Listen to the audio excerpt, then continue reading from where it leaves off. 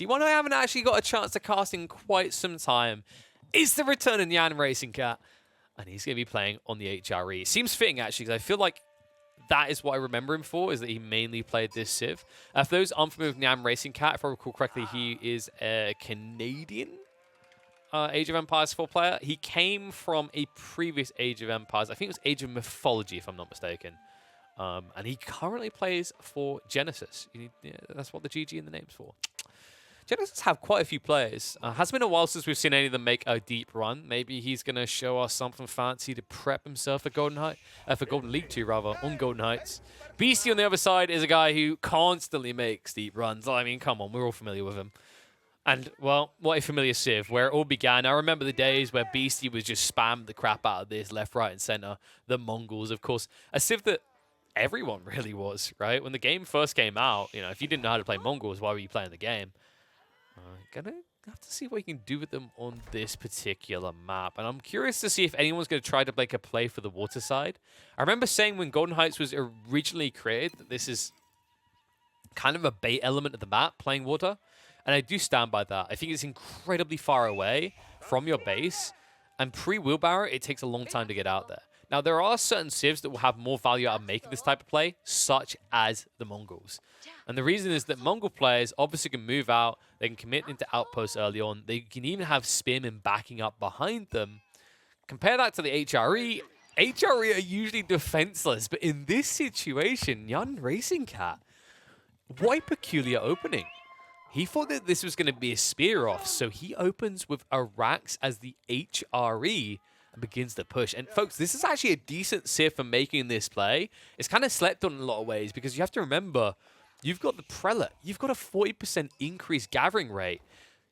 The argument that always gets made against trying to commit into spears versus the Mongols is that the Mongols passively produce extra resources, right? They get their stone over time and then they double produce spearmen. So it's very difficult to efficiently match their pace. But the HRE is definitely one of those civs that can do exactly that. The problem, though, is that when you go to make that play and your opponent doesn't do it as well, Beasty very smartly does not commit instantly into the racks, brings the villager back home after it started to walk out, and all of a sudden, NyanCat has spent quite a lot of resources on this, right? He's spent 400 plus the 150 of the racks, and he has no real use for them. So 550 resources behind. Quite an awkward situation for the HRE. This is a Civ that typically is able to just blast its way through its timings and feudal and castle age as quickly as possible. But now, given the delayed timing from this play by NyanCat, Beasty can choose to be a bit more greedy. He does set up an outpost next to the Uvu just to prevent the spearmen from coming in.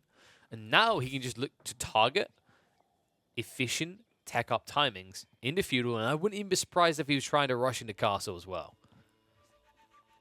I have to see. You have to be a little bit careful about the castle age rush element, right? Playing against the HRE, they still have that phenomenal time they can achieve even with this type of delay. And you have to argue, do you want to be mirrored in your timings with an HRE player? Do you feel like your economy can compare to theirs in the opening phase of castle? Might just be better for BC to try and lean into a bit of feudal aggression, maybe pump out a few archers, try to harass early on, especially when you look and see that NyanCat has this awkward setup where his gold vein is nowhere near his TC in terms of protection. And, well, the thing you have to remember about Golden Heights is you have this short route to access your opponent's base. So far, NyanCat has not walled himself off. Beasty will begin the build up. Love the fact that he's actually got this deer stone being built right next to the outpost. So you saw what happened there, right? The moment the spearmen come in, you can just garrison, push them away. It's going to be annoying, though, because anytime you want to do this, right, you're idling, your build up, your tech up. NyanCat is trying to prep for the pull away every time. Meanwhile, he's also going to start moving out. So it looks like NyanCat does want to get onto the water side. And we talked about this being more efficient once you have wheelbarrow, but this is an HRE player, so he wouldn't have dropped a mill. He wouldn't have committed to the wheelbarrow at all. You can see that all out of his base. The reason you don't commit into the mill to get the wheelbarrow is because you're always going Archon, right? So your Archon's going to be your food drop-off anyway. Nice Archon placement. He's going to get his hands on the gold, the wood. He could have been more aggro with this and dropped it into the deer, but if I'm not mistaken, round 1 of Golden League 2 is going to be the no walls. Actually, I think it's no stone walls. So if I'm not mistaken, if there's no stone walls, there was no real reason why NyanRacingCat couldn't have come out, pushed these deer in, walled off past it, and dropped an Archon past the gold vein. In fairness, though, most H3 players are not going to do this, right? They're too paranoid. They don't want to risk bringing their villagers out into Danger Town. In fairness, though, when you open like this with the Spearman, I think you should be playing for a more aggressively placed landmark because you are the only one with military force. You know this as well because you've checked BC's base, so maybe a missed opportunity there, but could be that he just feels like committing that far out without wheelbarrow and then building the wood line to protect this area would heavily delay his castle timing, which is his priority. Take on both sides. You know, considering how fast the archery is always meant to be, BC's got to be somewhat content with this, and it is now going to be the archer range follow-up we talked about. So, understands that if you turn this into an eco race, you're going to lose. You need to turn this into an arms race now, and it's a good time to do it considering the investment made already by NyanRacingCat into Spears. NyanRacingCat, who is now trying to wall up, well, he got spotted, and also it wouldn't have even worked anyway. It seems like he didn't know. Oh my god, he doesn't know. So he might fight tooth and nail over it. It'll be worthless anyway. Nice block with the Khan in the meantime. Remember that Khan can lose to the scouts, so it's very important the archers get out and across as quickly as possible. And it's going to be Mangudai. Well, oh, hello. That I did not expect. Beastyqt coming into Mangudai here. Now, notice that he's starting to be harassed away by the scout. He needs to play this right, where he dodges out and then moves back in to block any build-up of the wall. It's very important he keeps this gap open, especially the play into Mangudai. And considering the timing, he will keep it open. In fact, NyanRacingCat made an error here. No commitment to rush the wall up, doesn't feel the paranoia there. In fact, he can't even get it up because the deer. Oh, no. All right, this is problematic. First step first is taking out the scout, so Khan plus the Mangudai will chase now in. NyanRacingCat, a little bit blind all of a sudden. Gonna try to rush up an outpost, but I say rush up, 2 villages isn't exactly what I call rushing it up.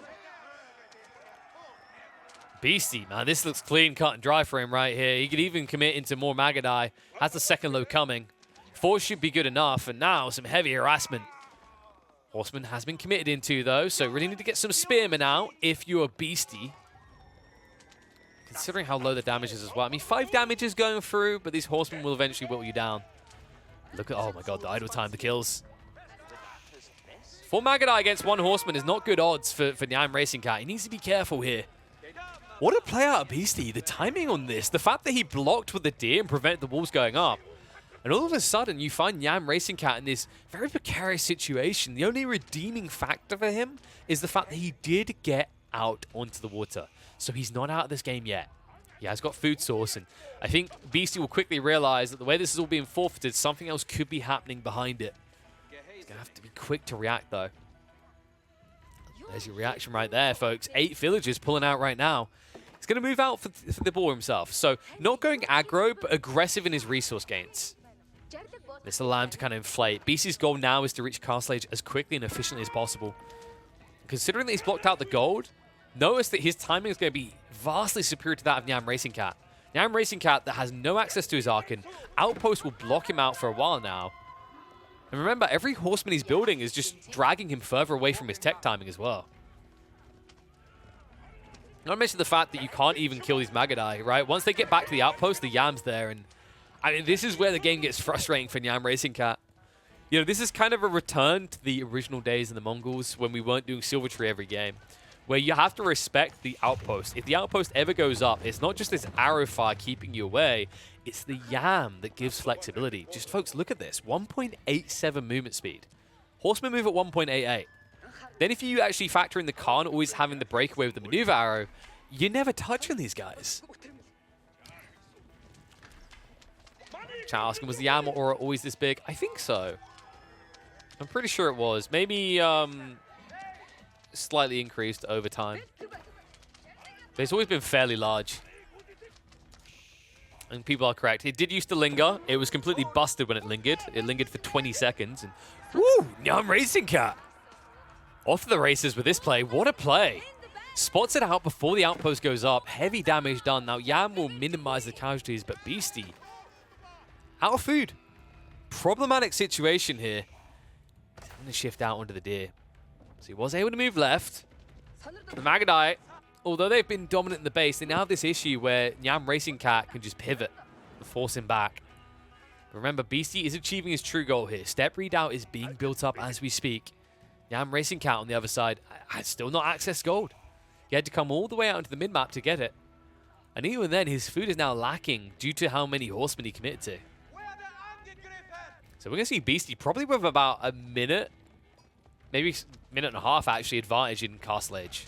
That's substantial for the night push at the beginning. And now the commitment. Mangudai chasing down, so we'll be able to whittle away at a few of these horsemen. Very important, because actually if you snipe out most of these horsemen, you get a second wave to this play, where you're able to make your way into the base again and not allow eco. Tech up complete. This is where we need to see the stables coming out. Should be able to get maybe some double Lancer production going soon. Start off with, it's going to be one smashing out, but by the time the first wave of Knights come out, he'll have enough for a double production again. NyanRacingCat, man, he knows how bad his situation is. He has to commit to more racks here. Has to turtle up the best he can. It's not a good feeling in this situation, but he realizes he's too exposed with his economy to just commit to Castle Age now. Mangudai, what a play out, Beasty. So smart, so crafty. A unit that gets slept on so much these days, but really was the difference maker here. And it's not a cheap commitment as well, right? It truly is a glass cannon. Not even really much of a cannon early on. It's more like a glass pipe. You know, 160 resources, does 7 damage. It's great against anything that can't touch it, but the moment you're under archers or horsemen, it falls flat. So a very hard unit to finesse in the early phase. But BC's done a magnificent job of it. And by the way, the other cool thing about BC doing this is he forces HRE to go archers, something that they never want to do, right? They always feel more efficient just going cavalry after rushing Castle Age. So he really did force NyanRacingCat's hand. Like, this was not what he was looking for. It was, you know, it's not optimal in his eyes. Not what he was after. Now, the rival Lancers, this is where this gets pretty problematic for NyanRacingCat. Defensive arrows also coming out. Mangudai need to be careful not to be picked off so easily by the archers. Remember, BC's goal here is to prevent the tech up. What he doesn't know, however, is that NyanRacingCat already has enough gold to go up. Any little harassment he can get, he'll take. Horsemen not able to aggress in the base of the Mongols anymore due to the defenses going up, and the Lancers nearby, so ball will be accessible. With more Knights on the way, this begins to get a little bit irksome for NyanRacingCat. You know, he has set up a lot of outposts, in fairness. He has got early warning signs of any sort of assault from any direction. But one thing I am noticing is he still hasn't protected the left flank. So Lancers could get around the back of the base and in onto this valuable wood line, essentially shutting him down. I think that's what we're looking for next, is if BC just kind of comes at this base from 3 different angles, the defense force won't be able to react. Villagers out on the dock will be sniped out. And it looks like BC now knows that a cheeky someone has been fishing, so NyanRacingCat will have to commit into a galley to protect himself. Things will begin to calm down because NyanRacingCat is getting a moment to breathe, and he's going to take the deepest breath possible, and then let out a large belch, which is exactly what a Burgrave Palace is. Understandable as well, right? Like, you can't match Knights here. Like, you're so far behind. Your opponent's going to be double-digit Knights by the time you'd reach Castle Age. So he makes the logical play that it's going to have to be mass infantry as the HRE are meant to be played. At least, you know, if you read them on paper. Question is whether he'll get the options available to him to kind of go on the offensive here, right? He's going to need to wall up on the flanks. He's going to have to make sure he's not exposed there. Otherwise, you might try to march down the center, but a few Lancers will get into your economy on the backside. Speaking of Lancers, should be able to cut off the last of the horsemen here. Remember, they have got the yams, so they move at the same speed. Say that. They don't get drunk on the chase, that is. Bloody units. Charging behaviors are something else, folks. I'll just say that much. So, tech up complete for NyanRacingCat. Relics don't really matter as much to him, but BC already had that covered, and that's another reason why he goes Burgrave. He's unlikely to get access to the relics quick enough. When you consider the type of advantage that BC had, like, it makes sense that he would have already been gathering the relics up. Lancers will keep NyanRacingCat honest for now. Mass Spearman's being produced, but access points are there for Beastyqt to just run into the base. He's a little bit reluctant though, right? Like, these are premium units. They could easily just be thrown away at a line of spears, and then all of a sudden map control is not with you. Instead, Beastyqt just wants to continue to contain his opponent as he builds into his second layer, the crossbows. Wouldn't be surprised if we see Mass Shaman behind this as well. Obviously, the healing in battle got nerfed, but it's still a desirable play for the Mongols as you have so much gold to work with. Is he just gonna... He's gonna yoink all 5 relics. Oh, this is brilliant from Beastyqt. Waypoints around the backside. No way NyanRacingCat's gonna spot this either. In NyanRacingCat, he could have went to pick up the 1 relic, but he just didn't bother. Kind of unfortunate as well. I think it's always worth getting at least 1 relic because you can use it for defense, right? When you drop a castle, you're going to be able to bolster your defenses, but didn't have an additional prelate to commit. In fact, where has his 1 prelate been this whole time? Yeah, he's out in the gold. Feels like he can't go without. It's kind of weird actually at this point. I feel like NyanRacingCat could afford to just like not have the prelate here and pick up that relic, but now it's going to be too late. Sacred Site's also now being captured, so pressure is going to be mounting. Resource gains for Beastyqt are looking good. He's even added in the Maga now, so this game gets a little bit spooky considering NyanRacingCat hasn't done the same. He's starting to mass men-at-arms, but I just don't like this mass men-at-arms, right? Like, you're playing against the Mongols. I think this is like a top 3 civ for spamming crossbows and castle age. Yeah, what else would they build at this stage? Obviously, they're going to get more of these knights. Knights that are going to still be decent against the men-at-arms. You know, until the patch drops, these men-at-arms aren't actually that impressive against the knights. Because remember, in the upcoming patch, one big thing they're fixing is that whenever men-at-arms charge, they weren't getting the bonus damage from 2-handed weapons or heavy maces. After that, the follow-up strikes, they were doing the right damage. But before, with that initial charge-in where they just run and headbutt each other, they were just hitting for their base damage, which is actually pretty painful when you consider on the other side, the base damage of the Lancer is 3 times higher. So what I'm getting at is Beastyqt could very easily just skirt these fights, commit to a Lancer charge, and then pull away. And he just cycle charges you out of the game.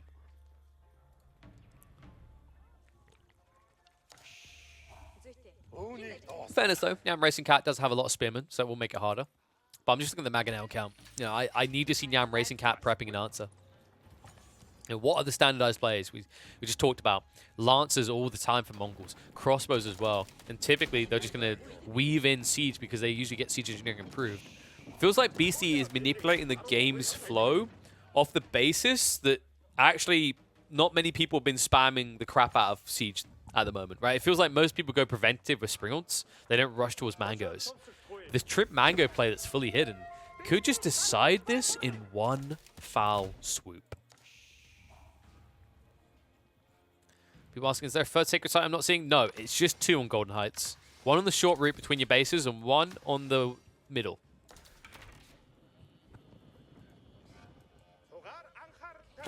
Beastyqt. Interesting that he starts with the aggressive outpost first. That's going to be 4 villages thrown to the wolves. Actually, it depends. NyanRacingCat, if he chases this, he could die. Mango's on the way. There's what we see and there's what he sees, and he sees not much. Mango's come in, but he somehow dodges it by a miracle. Lancers will now be committed. Mango's targeting the main clump here. Archer's taking heavy hits. Now the wraparound with the men-at-arms, but the flanks are protected. Mango's will continue to reign supreme, and that's a throwaway. NyanRacingCat looking like he's going to lose everything here. He'll try to clean up some of the Mango's, but only gets 1 of them for his trouble. What a complete rout. Wow. That is a mountain to now climb. Beastyqt, you see the power of Lancers in these numbers. You know, Spearmen do not counter out one-on-one. And NyanRacingCat spent so much time running around trying to access the flank that he got shredded in the interim. And the other detail to think about is when he weaved from the right to the left side, he essentially stacked more units on top of his archer mass that the Mango was already targeting. And that's why this looks so clean. Beastyqt now just going to move in to try and clean this one up. Treb's being set up. He says, okay, we can take our time. I know you're not done just yet, but close to. NyanRacingCat, even now trying to build a Lanks. Lanks that he can't easily afford. He's ran out of gold. In fact, he has no gold. NyanRacingCat. do we have 0 gold access here? I'm kind of surprised he's still going. I don't really know what you do now. I mean, mass spears is not going to work. You can't really afford mass men at arms if you don't have gold. You can't afford Langsneck if you don't have gold. He's just building spears. Wow. I mean, credit to NyanRacingCat for not just GGing out, but like this game is pretty much over unless Beasty like just, you know, fails to A-click and instead just right-clicks into the base. What play out of Beasty though? Like the real MVP play was the way he blocked the walls going up the left side. Once that outpost was up, the early Mangudai play as well, like this early game guaranteed where Beasty's at now. Sure, that fight looked sexy and glorious, but it was always an uphill battle for NyanRacingCat. And what made it even harder is he played out of his base without vision. Like, imagine if NyanRacingCat had seen earlier what he was baiting himself into chasing those villagers. He might have been able to reform the lines and do a little bit more damage. I still think he comes out behind because there's just too many knights, but it doesn't look as one-sided as it actually was. Now, everything is going to be one-sided. I mean, there's no way you don't get crushed here. Interesting. I'm going to speed this up a bit because obviously we want to see the conclusion, but yeah, okay. I got instantly in. There we go. I was right. He has got a cool GG there. Beastyqt takes the win. And what a cool way to do it against the HRE. Essentially just beating them into the castle age and beating them senseless beyond. Cool little lesson in Mangudai, I think, is the big takeaway here. And also a side lesson about Golden Heights and how Nova player really wanted to go for the water side is kind of a bait. I think this very important thing to note is like some maps, water is kind of a must and a guaranteed. Golden Heights doesn't function that way. A lot of the time, going for water on Golden Heights will actually kill your game. And the fact that BC didn't commit to it is what saved him, because it was a trap, as we saw from the Rats commitment by NyanRacingCat. But from that point on, that's another element that enabled the Mangudai, is that NyanRacingCat has committed into a Rax, he's committed into 5 Spearmen. That's 550 resources into a unit that's going to get countered by Mangudai, because it can never reach it. So it was a great read by BC to go for that initial investment, realizing the upsides of not only countering what had already been paid for by the HRE player, but then also having the potential to completely annihilate his eco gains back at home.